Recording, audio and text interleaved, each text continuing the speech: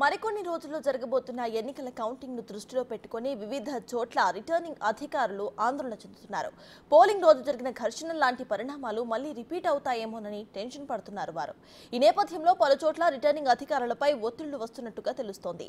YCP అభ్యర్థులు ఆ party నేతల వేధింపులు భరించలేకపోతున్నామని, మెడికల్ లీవులు ఇప్పించమని నియోజకవర్గ ఆర్ఓలు అడగటం చూసి ఎలక్షన్ కమిషన్ షాక్ తింటోంది.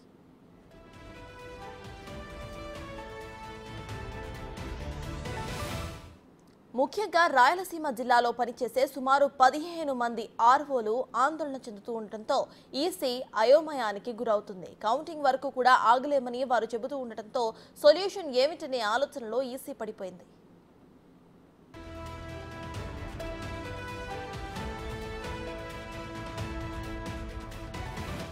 దేశ చరిత్రలో మరే రాష్ట్రంలోనూ చూడని పరిస్థితి ఏపీలో కనిపిస్తుంది.